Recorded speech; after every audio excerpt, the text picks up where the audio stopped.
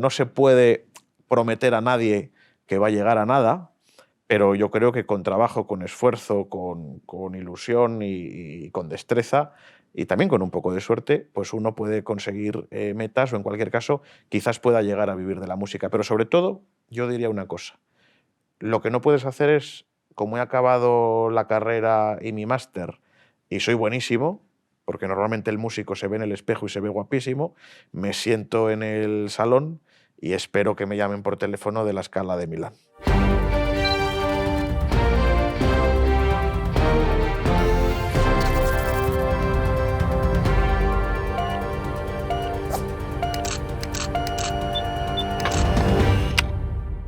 ¿Qué tal, amigos? ¿Cómo están? Bienvenidos a un nuevo encuentro en nuestro canal Saber, hoy para hablar de algo que nos apasiona.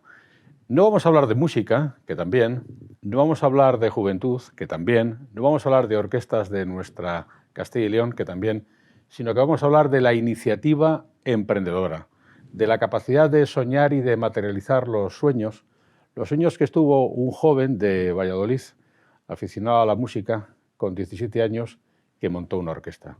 Es Ernesto Monsalve. ¿Qué tal, Ernesto? Encantado de estar aquí. Gracias por acompañarnos. Él ya no tiene 17 años, de hecho la joven orquesta de Valladolid acaba de cumplir 20, por tanto, como diría Cervantes, Monsalve ya frisa los 40, aunque todavía no llega, pero es difícil encontrar una vida más fructífera, y lo digo con todas las consecuencias porque Ernesto ha sido capaz de doctorarse en la vida, de licenciarse en Derecho, de hacer su carrera de piano, de ser director de orquesta, de montar una orquesta y de haber conseguido tocar con su orquesta joven en numerosísimos lugares del mundo, con una programación estable también en Castilla y León, a un apasionado de la música. Y esto se consigue probablemente soñando, ¿no? No hay otra forma, porque si uno va a la praxis cuando ni siquiera tenía la posibilidad legal de firmar ni un documento bancario, constituir una orquesta producto de un coro en el Colegio San José de Valladolid, pues o es un sueño o es imposible. Bueno, decía Walt Disney que todos tus sueños se pueden hacer realidad si tienes la audacia de perseguirlos, y en este caso no solo yo, te agradezco que me atribuyas todo el mérito, pero sin duda pues un conjunto de jóvenes, de amigos, de compañeros, que efectivamente salimos del Colegio San José, pusimos en marcha los cimientos de lo que hoy es la JOSVA, la Joven Orquesta Sinfónica de Valladolid, un proyecto pionero y yo creo que único en Castilla y León, sin duda. Hablamos con un director de orquesta, que además yo creo que para la vida también nos es muy útil, porque un director de orquesta tiene muchas connotaciones. Tiene, por un lado, la necesidad de saber mandar, y, por tanto, darle a cada cual su sitio, pero también tiene que tener una fuerte función técnica, tiene que saber más que el que más. Y luego, ¿dónde tiene que llevar más la batuta? ¿En la mano derecha o en la mano izquierda, con independencia de dónde la lleve? Tiene que tener mano izquierda, sin duda, y también mano derecha para llevar la batuta. Un director, sobre todo un director de una orquesta joven, es decir, de una orquesta, de un proyecto musical, donde quienes forman parte del proyecto tienen pues, entre 13 y 20 y tantos, 30 años, pues no solamente tiene que ser director musical y saber de la obra que está dirigiendo, sino que tiene que saber ser psicólogo, confesor, padre, amigo, compañero, colega, en fin, todas estas, madre, todas estas cosas todas estas profesiones que necesitas pues, para tratar con chavales, con adolescentes, con jóvenes, con niños que están formándose, que están forjando su vida, trabajando y estudiando, en este caso, música y otras tareas, y que tienen que ver por dónde se orientan. Así que efectivamente, todo eso es lo que nos toca ser con la mano derecha y con la izquierda. Un director tiene que saber comunicar también, es muy importante. Y luego yo interpreto, Ernesto, que tiene que echarle pasión a las cosas. Y esto vale para toda la vida, en realidad. La técnica, la capacidad de comunicar, la capacidad de sincronizar. La utilidad de estas cosas en la vida nos llevaría a pensar ¿cómo se llega a ser director de orquesta? Esto no se aprende en las academias. Esto tiene que ser innato, ¿no? Naturalmente existe el título de dirección de orquesta y másters que en la parte académica te, bueno, pues te ayudan a formarte, pero la música, como las artes en general, yo creo que tienen siempre ese punto que tienes que tenerlo de natural, de origen. Hay muchas profesiones que lo requieren, lo cual no significa que no tengas que formarte y prepararte desde luego académicamente y en lo que pues, a teoría y demás se refiere, pero ciertamente existen unas dotes y unas cualidades que necesita alguien pues, para poder, en este caso, liderar un proyecto de estas capacidades. Desde luego, la capacidad de comunicación es muy importante. Comunicación no solamente para saber transmitir a los pues desde 80 a 300 o 400 intérpretes que puedes llegar a tener o que yo puedo llegar a tener en un concierto de la Josba, porque si yo no sé, yo tengo una idea de cómo quiero que suene un compás, pero no sé explicárselo, pues desde a la niña de 13 años que toca la viola hasta la señora o el señor que está en el coro con 60 o 62 cantando,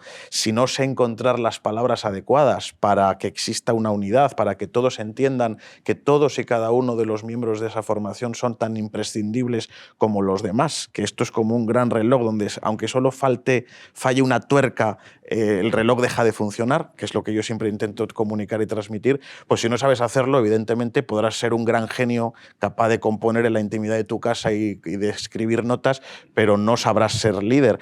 También necesitas comunicar para saber convencer a instituciones públicas, a instituciones privadas, al público, a la prensa, que al final es el puente con el público, porque yo puedo tener una gran orquesta, desarrollar un gran proyecto musical, pero si no consigo cautivar al señor, a la señora que están en su casa con tantas oportunidades de ocio hoy en día, pues con la televisión, el cine, para que se acerquen a ver una sinfonía de Beethoven o el Requiem de Mozart o un concierto de Disney, lo que sea, porque tienes evidentemente multitud de opciones, pues tampoco vamos a tener proyecto, porque yo tengo que llenar cada una de las 1.700 butacas que, por ejemplo, pueda tener un auditorio como el Miguel Delibes. Y tengo que saber convencer al alcalde de Valladolid, al presidente de la Diputación, al presidente de la Junta, al ministro de Cultura, al presidente del Banco Este, al director de programas de este canal de radio o de televisión, pues para poder explicarle que en un mundo competitivo y en un mundo en el que pues surgen proyectos con mucha frecuencia, pero que no todos acaban encauzándose felizmente, pues que el tuyo es diferente, que el tuyo es mejor. Cada uno vende lo suyo naturalmente pues como puede y como debe. Y bueno, pues son cualidades imprescindibles. Además, naturalmente, de todas las cualidades que están engarzadas con el liderazgo en sí mismo.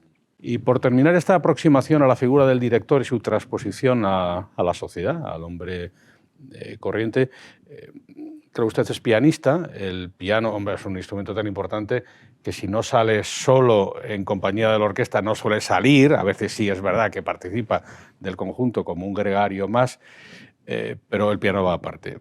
El valor de lo pequeño. Cualquier instrumento pequeño te puede fastidiar un concierto, te puede fastidiar una audición. El valor de lo pequeño. También pasa en la vida. A veces la suerte está en los detalles, ¿no? Dos respuestas.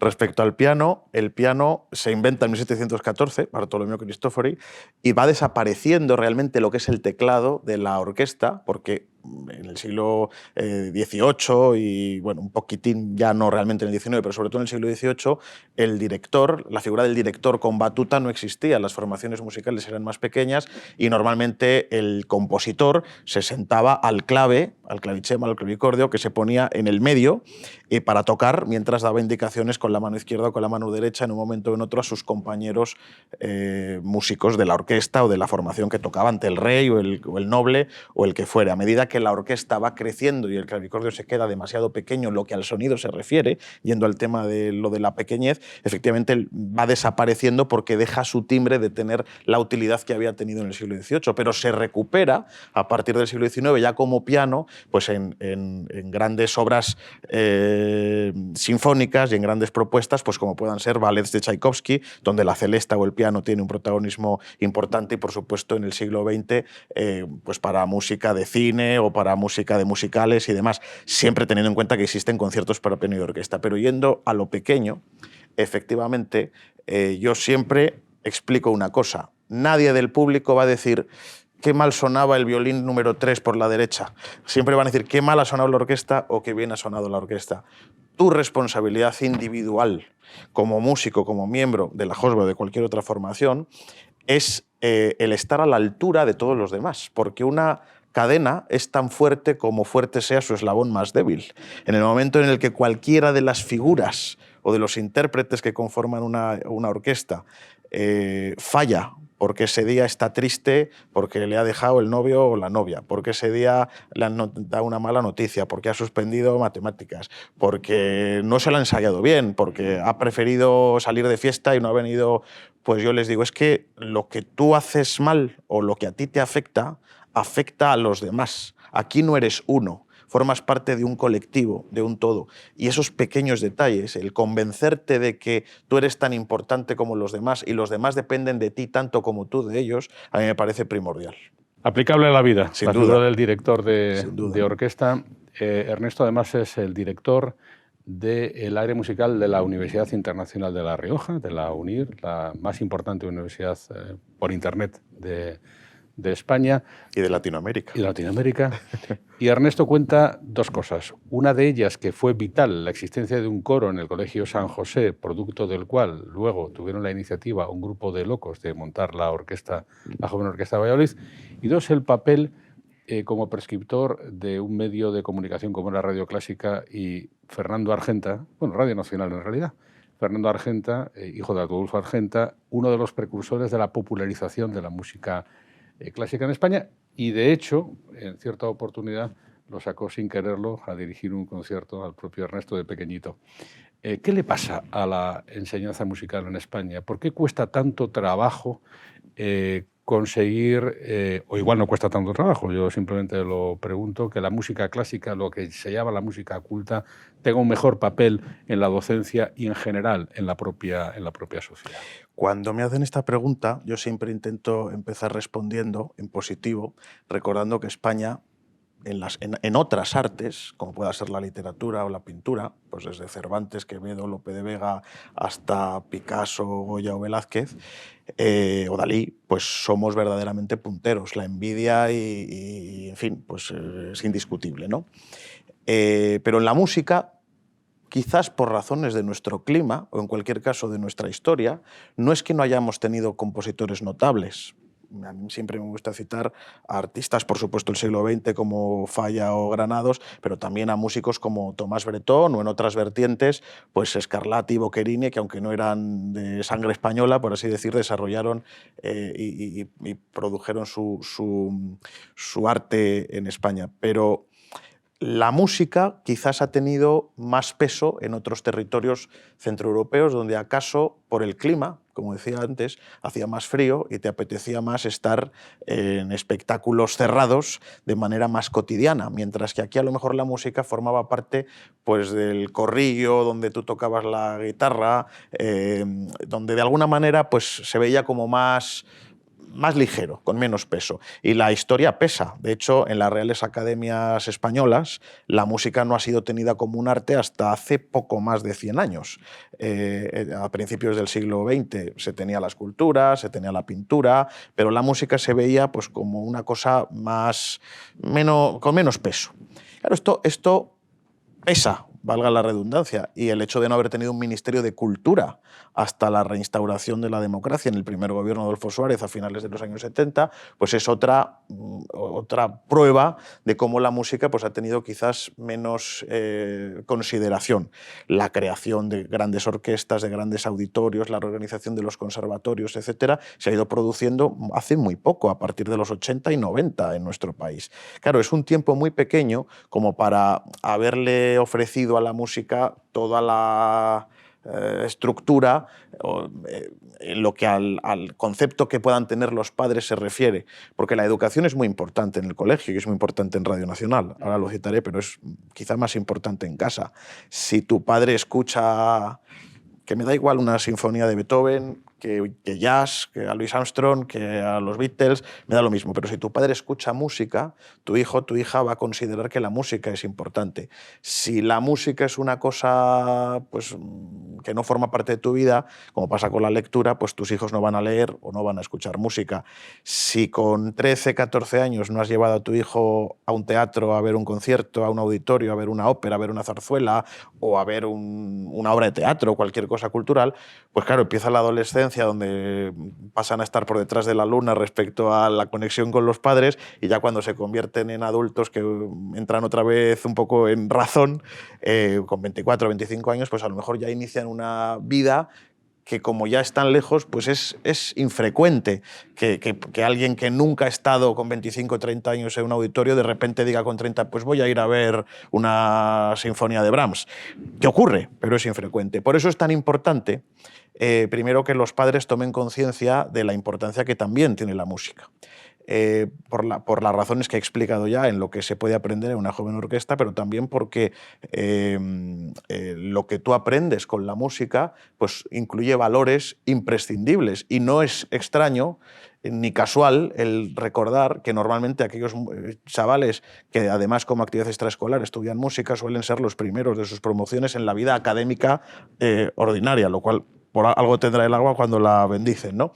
Y por eso también es muy importante, a la vez que los padres, que el currículum académico escolar incluya a la música, pero no la música entendida exclusivamente como el estudio de una flauta de pico que tocan los niños, o de cuándo nació Mozart, o de cuándo murió Falla, o de cuándo es el gregoriano, o cuándo es no sé qué, que también, sino el darles pildoritas para que por ti mismo vayas tirando del hilo y diciendo, oye, pues esto es interesante, esto me gusta. Y eso es lo que hacía Fernando Argenta.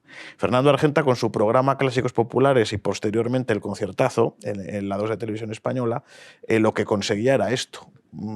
Cogía, tomaba grandes obras de la historia de la música, mal llamada clásica, pero académica clásica, las explicaba y decía, no, es que esto que tú escuchas aquí pues es unos pajaritos bailando. Creaba imágenes y a través de juegos acercaba melodías. Algo parecido a lo que también, volviendo a Disney, que parece que nos patrocina, pero volviendo a Disney, hizo con Fantasía, tanto con la película de los años 40 como de los años 2000, el crear imágenes, el facilitar el acceso a la música. A mí me parece que Fernando Argenta es una figura no todo lo reconocida que en mi opinión merecería, pero que la gente de mi edad, de mi generación, los que tenemos pues entre 35 y 45, 50 años y nos dedicamos a la música o nos gusta la música, sin duda le conocemos, y en mi opinión la inmensa mayoría le debemos mucho, porque él fue el que en gran medida consiguió hacernos interesante este mundo. Yo creo que gente como Fernando Argenta es muy importante. De hecho, la buena noticia sería la propia Josba y su perdurabilidad. Sí. Más de 80 músicos estables, creo que próximamente incluso con un evento en el que habrá más de 100 sobre el escenario, pero, por ejemplo, con un dato muy concreto, en este 20º aniversario se abren plazas para la participación en la orquesta, y hay muchísimos chavales jóvenes que quieren participar. Esto es que el fermento es grande y que la música académica o clásica tiene en España una vigencia quizás superior a la que a veces le atribuimos, ¿no? No sé si en España, pero desde luego en Valladolid podemos sentirnos muy orgullosos de ello. Valladolid es una ciudad que artístico-culturalmente está más ensanchada de lo que es ordinario en una ciudad de 300.000 habitantes. Yo creo que en ello hay muchas cosas positivas y buenas que, bueno, no es el momento desde luego de analizarlas, pero que una ciudad de 300.000 habitantes tenga una orquesta joven que está a punto de tener el centenar de componentes, de jóvenes, de chavales que tocan el violín, el oboe, la flauta, el fagot, la trompeta, la trompa, el contrabajo. Bueno, pues eso es algo muy significativo, y sobre todo demuestra también que existe interés por parte del niño, de la niña, del chaval, de la chica, por participar en un proyecto de estas características y de estas dimensiones, que en países como Alemania, Austria, Suiza o Estados Unidos es muy habitual. Prácticamente cualquier colegio, cualquier provincia, cualquier ciudad tiene su orquesta, su banda local, provincial, regional, comarcal, etcétera, pero no es tan frecuente en un país como el nuestro o en una región tan ancha como es Castilla y con tantos problemas de población y sobre todo de población joven. Entonces esto es una cosa que nos debe hacer sentir muy orgullosos. Por eso decía yo que este encuentro no versa sobre la música, que también, sino que versa sobre el emprendimiento y sobre la capacidad de resistencia de una entidad, por ejemplo, una agrupación como la JOSBA, que no ha tenido una sede estable en 19 de sus últimos 20 años y lo ha conseguido en este último momento, con lo que supone de mover los atriles y las sillas en cada ensayo, lo cual no es fácil y que ha tenido que incluso buscarse la vida para conseguir las partituras, que no son fáciles de conseguir. Quizá haya que ser un poco iconoclasta. La primera asociación que ustedes constituyen para dar pie a la JOSBA se llama Antonio Salieri. Antonio Salieri es el antagonista, el otro, el genio en la sombra. ¿Por qué Salieri? También se podrían haber llamado Mozart, ¿no? Bueno, podríamos habernos llamado Mozart o Beethoven o muchas más cosas, ¿no? Pero elegimos Salieri, que fue una decisión personal, debo decir en este caso, porque es un personaje que a mí me ha cautivado desde siempre.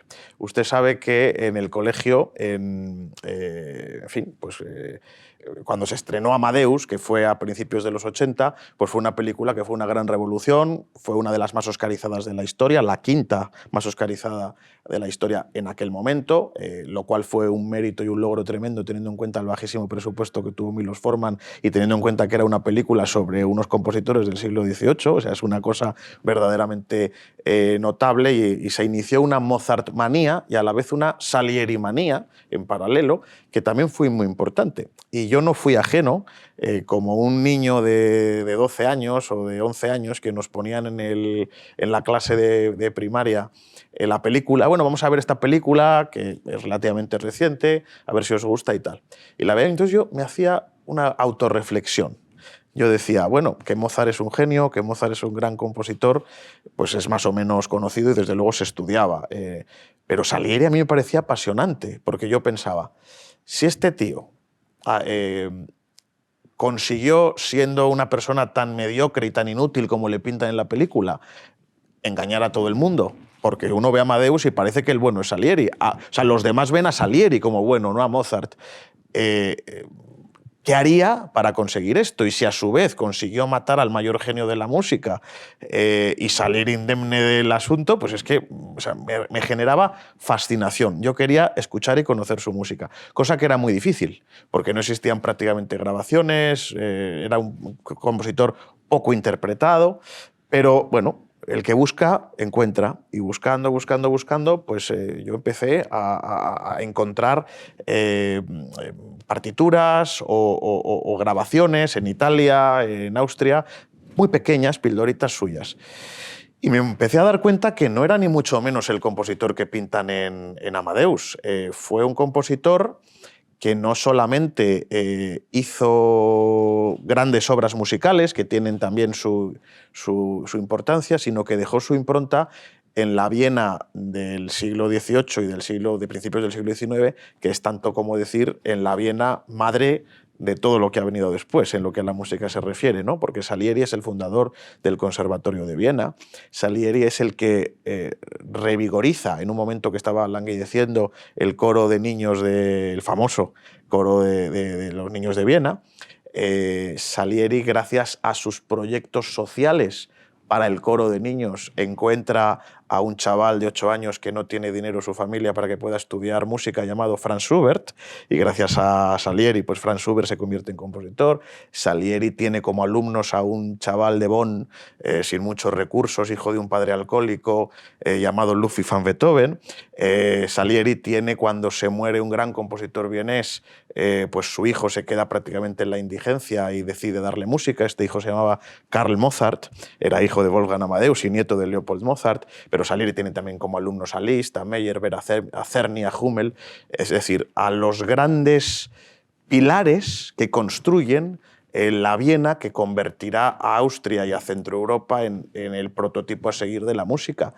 Salieri, de hecho, está en un gran cuadro junto a Haydn, en un friso que se mantiene en el Conservatorio del Teatro de Viena como prócer del propio conservatorio hasta que se destruye en un bombardeo en la Segunda Guerra Mundial.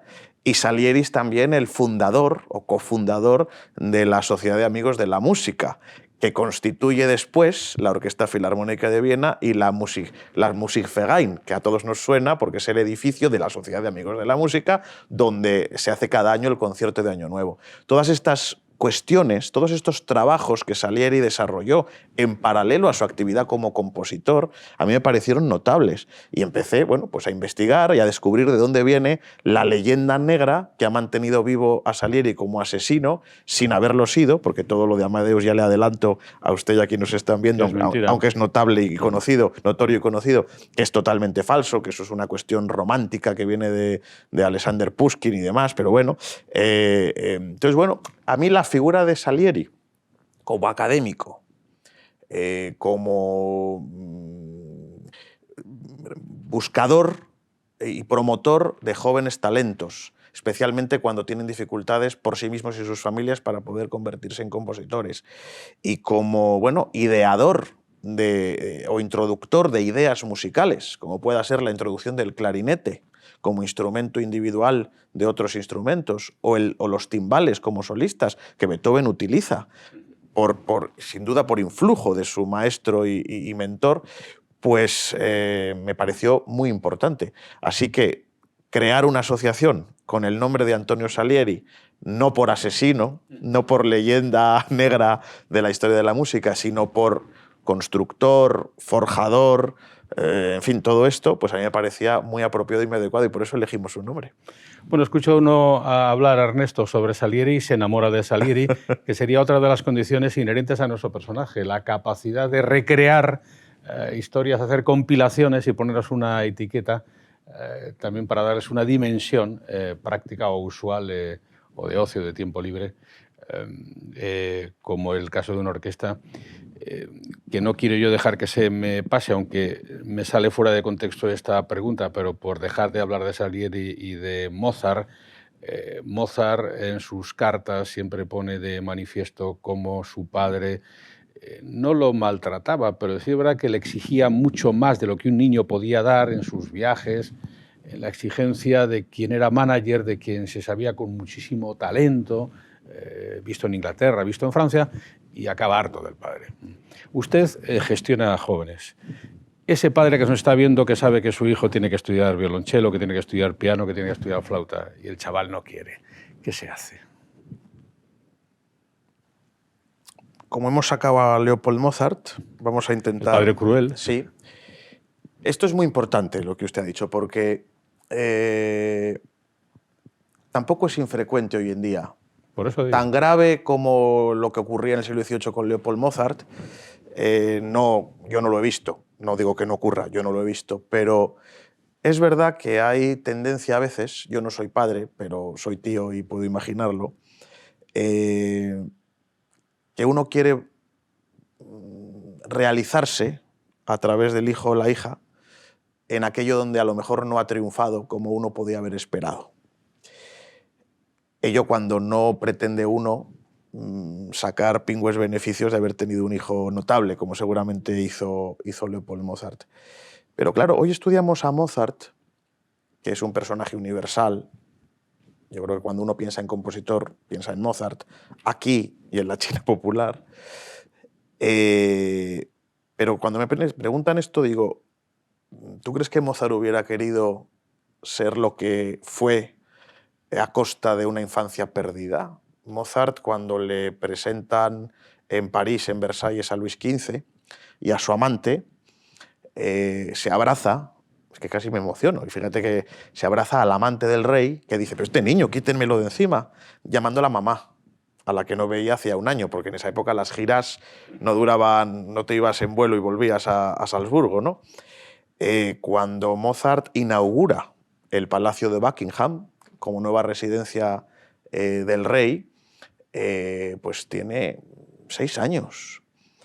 ¿Qué hace un niño de 4, 5, 6, 7 años alejado todo ese tiempo de su madre, de la cual se entera que ha fallecido, pues casi por cartas, que quiere jugar el niño, o sea, no tiene el consuelo de su madre y quiere jugar y su padre no, le pega con la regla porque lo que tienes que hacer es tocar el piano y ahora ha visto unos niños ahí jugando al balón, no, pues tú vas a componer. ¿Y he escrito una cosa para violín? Pues no, porque tienes que hacer lo que le guste al rey de Inglaterra. Claro, a Mozart le robaron la infancia, y crearon un genio que no se nos olvide. Es genio porque nació genio y porque tenía un padre que le llevó por la música porque tuvo Mozart esa oportunidad. Mozart podía haber sido genio, pero si su padre hubiera sido panadero, a lo mejor habría tocado el órgano en Salzburgo porque hubiera terminado saliendo, pero no hubiera llegado a donde llegó. Uno tiene que reflexionar, porque uno ve la vida de Mozart y probablemente piensa que fue un infeliz. Mozart era un adulto maleducado, contestatario, irreverente, con problemas de alcoholismo al final sin duda porque no tuvo una infancia apropiada, porque incluso con quien él se quería casar no se pudo casar y como ya tenían la dote convenida tuvo que casarse con la hermana de aquella a quien él amaba. En fin, o sea, uno ve la parte humana y se queda triste. Y uno reflexiona, ¿merece la pena tener un Mozart en el siglo XXI a costa de su infelicidad, a costa de perder todo esto? Mi respuesta probablemente sería que no. Y hay padres que a veces tienen que darse cuenta de que esto es importante. Pero también hay padres que tienen que darse cuenta que a lo mejor el niño no es Mozart y que le están exigiendo que dé unos rendimientos que a lo mejor no es capaz de dar y que te intentan proteger al niño a tal punto, o a la niña a tal punto, que también crece con frustración, porque se da cuenta que yo no soy el genio, es el síndrome de Beethoven, cuyo padre también trató de presionar a Beethoven, imitando a lo que había hecho Leopoldo hacía unos años con respecto a Mozart. Entonces lo que hacía era mentir, decía que tenía 2 o 3 años menos, en consecuencia se reían de Beethoven. Beethoven no era un genio capaz de componer música como hacía Mozart mientras se tomaba un chocolate y jugaba al billar. Beethoven, que escribió no llega a 200 obras frente a las más de 600 que hace Mozart, las trabaja mucho y Beethoven tiene obras que son mejorables, que no son una obra maestra. Beethoven es el paradigma también del trabajo, del esfuerzo y de la frustración por intentar dar satisfacción al padre, aunque ya no estuviera, porque no había estado nunca a la altura de lo que demandaban de él. Y Mozart es el ejemplo de genio que no ha tenido vida por lo talentoso que es. Y ambas cosas son para hacer reflexionar, porque yo creo que la alegría, que es un don divino, como dice la letra del himno de la alegría de Beethoven, con la cual Beethoven casi se despide, y es toda una declaración de intenciones, creo que debe prevalecer la felicidad del niño, pero también la idea de que tiene que ser responsable y de que tiene que trabajar y esforzarse. Yo creo que si el niño acepta y quiere tocar el violonchelo, el padre debe y la madre debe decirle que tiene que comprometerse y trabajar para tocar el violonchelo. No es una cosa que quiero hoy y mañana, no, cuando te he comprado el violonchelo, te pago las clases y demás. Pero tampoco le puedes ni forzar a que haga lo que él no quiere, ni exigir aquello a lo que a lo mejor no llega, ni exigir al director o al profesor que vea los talentos que a lo mejor no ve y que un padre enamorado o una madre enamorada a veces sí que ve. Claro, dicho esto, por el director de la Josbar tiene mucho valor, porque es el reclutador, el seleccionador de jóvenes talentos y él lo ve. Dicho por un prodigio, por un niño prodigio, como fue Ernesto Monsalve, que con 25 años ya dirigía orquesta, cosa que es infrecuente, pues efectivamente tiene un valor adicional. Pero, y dicho por un músico, porque ¿cómo es la carrera de músico en España? Técnicamente entiendo que es de extrema dificultad y luego uno se come las uñas o se vive de eso. Y si se vive, ¿cómo se vive? ¿Bien, mal o regular? Esto es como todo. Si preguntas a Plácido Domingo, pues se vive muy bien. Claro, pero él vive plácido. Claro, pero si preguntas a Rafa Nadal también se vive muy bien del tenis, ¿no? Bueno, vamos a ver. La carrera de músico es una carrera de fondo larguísima y costosísima que tiene varias etapas. La primera de ellas es cuando tú entras en el conservatorio, en la academia más próxima a tu lugar de residencia, que normalmente suele ser con 5 o 6 años. Ahora también es verdad que existen escuelas de música donde empiezas a hacer música y movimiento con 3, 4, 5 años, pero bueno, esto es más anecdótico, ¿no? Lo importante es cuando entras en el conservatorio, digamos, en primero de grado elemental. Y entonces se produce el comienzo de una carrera que te va a llevar como poco 14 años. Como poco. Como poco, 14 años. Donde tú en paralelo de estar estudiando violín los martes, los miércoles y los jueves y solfeo y armonía, historia y no sé qué, de 7 a 9 en el conservatorio o en la academia, tienes que preparar el examen de matemáticas de mañana, el examen de historia, el examen de lengua. Cuando vas cumpliendo 13, 14 años tienes que ligar con la chica o el chico, tienes que hacerte amigos, tienes que jugar también al fútbol. Entonces, claro, mucha gente se va desenganchando. El que persiste, el que continúa, en ocasiones como en Valladolid, pues tiene la oportunidad además de ver frutos y de ver la miel del trabajo que ibas haciendo desde los 6 hasta los 13, 14, en forma de joven orquesta, tocando en el Delibes, pero no todo el mundo tiene esa oportunidad. Uno sigue trabajando y estudiando y cuando cumple 17 y acaba la selectividad, tiene que hacer unas pruebas para demostrar que no solamente el papel de grado medio o de grado profesional que dice que usted tiene violín es real, sino tienes que demostrar que vales. Porque hay gente que tiene un papel, pero el talento o la capacidad de trabajo es la que es. Entonces tú haces una búsqueda en los conservatorios de tu entorno para ver dónde entras, que es diferente a la propia selectividad que también tienes que aprobar. O sea, imaginemos que para ser abogado tú apruebas la selectividad y luego tienes que demostrar que tienes capacidades jurídicas en todas las universidades a ver en cuál te cogen. Pues esto es lo que ocurre en música. Tú haces una prueba de instrumento, haces una prueba de solfeo, etcétera, y se hace una ponderación, unos resultados, y en virtud de tu nota, pues entras o no entras en plazas que son limitadas. Y ahí empiezas un superior que dura 4 años, al cabo de los cuales dura como poco 4 años, al cabo de los cuales, pues normalmente es conveniente que hagas un máster de especialización.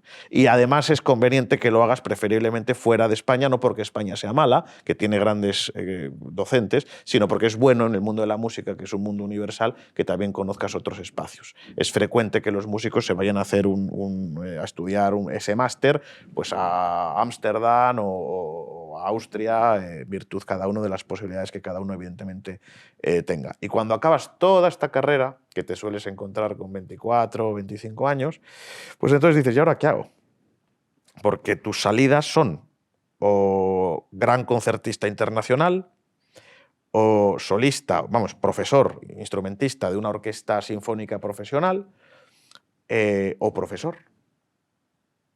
Estas son las 3 principales ramas con las que, por otro lado, sueña el músico medio. Y además en este orden: concertista, instrumentista o profesor. Claro, pues ser concertista es muy complicado. Estadísticamente es marginal el que lo consiga para vivir de ello. Ser solista de una orquesta es relativamente más fácil por estadística, pero claro, tienes que conseguir una plaza a través de oposiciones o de otra, o bueno, pues con bolsas de acceso, ¿no?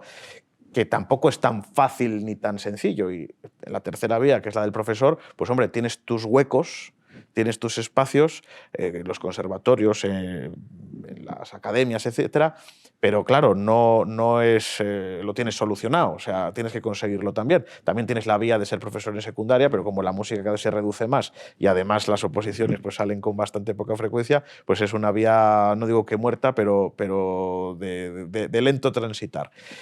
Claro, quien consigue una de estas 3, 4 opciones, pues puede vivir moderadamente bien o incluso muy bien. Todos los demás, pues quizás no tanto. Pero claro, probablemente quienes lo logran merece la pena.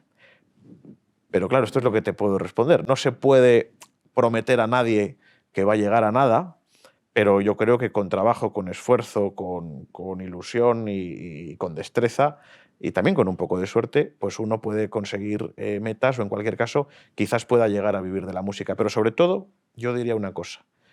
Lo que no puedes hacer es, como he acabado la carrera y mi máster y soy buenísimo, porque normalmente el músico se ve en el espejo y se ve guapísimo, me siento en el salón y espero que me llamen por teléfono de la Scala de Milán. Tienes que buscar tú la oportunidad y si no te la da nadie, trabajar tú para mostrarte al mundo. Quedarte quieto muy pocas veces es una opción que dé salida, una buena salida. Por eso decía yo que esta charla no versa solo sobre la música, sino sobre el emprendimiento. El emprendimiento entendido también como la capacidad de autogestionar tu propia carrera, porque si no, no hay otra, y así nos lo explica Ernesto, quien nos dé la posibilidad a quienes quieren ejercer de músicos de sacarlo adelante. Porque además, luego el músico sería un concepto global de la vida. Yo le pregunté a Ernesto por su músico favorito y me dijo que era Bernstein, pero no porque fuera buen director, que también, ni porque fuera buen compositor, ni buen intérprete, sino porque era todo, ¿eh? Y eso yo creo que también le afecta al músico en su esencia, como un ser vocacional y como un ser distinto, ¿no? Uno no es que ejerza de músico, probablemente es que sea músico, ¿no? Y el que no lo sea no lo es, más o menos. Bueno, no solo músico. Hay un dicho muy famoso que es que el trabajador trabaja con sus manos, el artesano con sus manos y su cabeza y el artista con sus manos, su cabeza y su corazón. Yo creo que esto último es aplicable a todos los artistas y desde luego, por supuesto, a los músicos. Leonard Bernstein a mí me parece un músico completo, como ha habido muchos otros en la historia, pero a mí me gusta decir que es completo porque no solamente es compositor extraordinario, West Side Story es un gran ejemplo, Candide. No solamente es director extraordinario, sus grabaciones son formidables, su modo de entender e interpretar la música es increíble, su modo de gestualizar, teatralizar, con resultados positivos, porque hay muchos directores que teatralizan sin resultado. En su caso, se nota que existe ese resultado en el trabajo con la orquesta, es extraordinario. Es su capacidad de comunicar, de crear esos conciertos para personas, para gente menuda, que son precedentes de lo que haría Argenta un par de décadas después en España. Él lo hacía en Estados Unidos, en la televisión.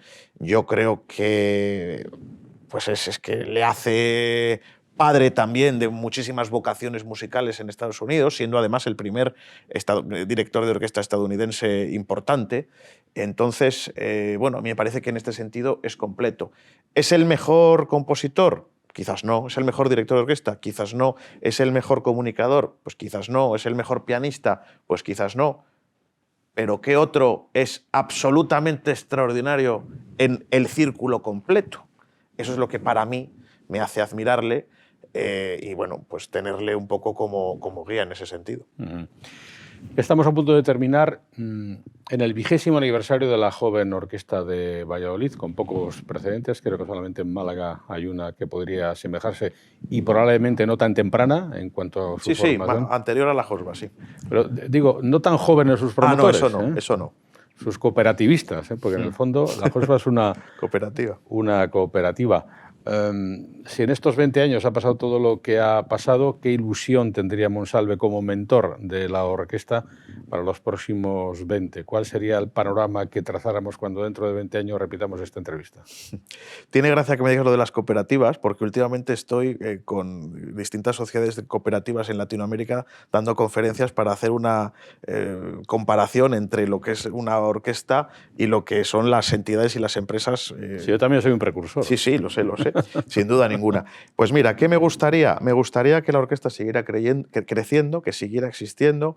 Hay un sueño, una ilusión que tengo que todavía no se ha dado, y es que el hijo de un miembro de la Josba esté en la Josba. Eso por razón todavía de tiempo, no ha dado tiempo, pero estamos... Bueno, bebés ya hay, ¿eh? Sí, no. Y personas que le quedan 2 años para poder entrar. Y estoy deseando que llegue ese día, porque lo que ya ocurre... Ya le estamos condicionando el niño a la carrera. Bueno, como si fuéramos Leopold Mozart. Yo creo que le hará ilusión. No, pero para bien, siempre que quiera, ¿no? Pero lo que sí que ocurre, que está ocurriendo además muy recientemente, es personas que se han formado en la Josba, que entraron con 12, 13 años siendo el último violín y son ahora el concertino, el primer violín solista. además de forma admirable, que va a ser el concertino, el jefe de la cuerda, estoy hablando concretamente de Alejandro Miguel, va a ser el concertino en un gran estreno que vamos a hacer de la Novena Sinfonía de Beethoven en su estreno mundial en castellano, ni más ni menos que en el Auditorio Nacional de España, que será el 4 de mayo. Y yo creo que esto, que ya lo hemos conseguido, el que alguien formado en la JOSBA tome las riendas de la JOSBA y se eclosione como un adulto, un joven adulto notable, pues ya lo que me falta es el hijo. Así que dentro de 20 años lo que quiero es que los hijos de quienes estuvieron en la JOSBA continúen en la JOSBA y sobre todo que el proyecto no muera y pueda continuar y pueda sobrevivir, no en lo que a la vida se refiere, pero sí en lo que a la trayectoria académica o profesional atañe a su director y fundador. Esa sería mi mayor ilusión. Pues esto corrobora el enfoque que le daba al principio yo a esta charla, que versa sobre el emprendimiento, sobre la capacidad de Disney y todo lo que le rodea de soñar, y solo si se persigue se hace posible. Enhorabuena por este 20º aniversario a todos los miembros de la orquesta, Joven Orquesta de Valladolid, y en la persona de su director y creador, y gracias por acompañarnos en este encuentro. Muchas gracias a ustedes, a usted particularmente por atendernos y tener en consideración nuestro humilde proyecto para una iniciativa como esta. En una charla siempre apasionante sobre la música y los músicos. Aquí, en nuestro canal, en el que siempre le prestamos mucha atención a la música y donde reconocemos también conciertos y actividades musicales de distinto tipo, en nuestro canal Saber. Será hasta una próxima oportunidad.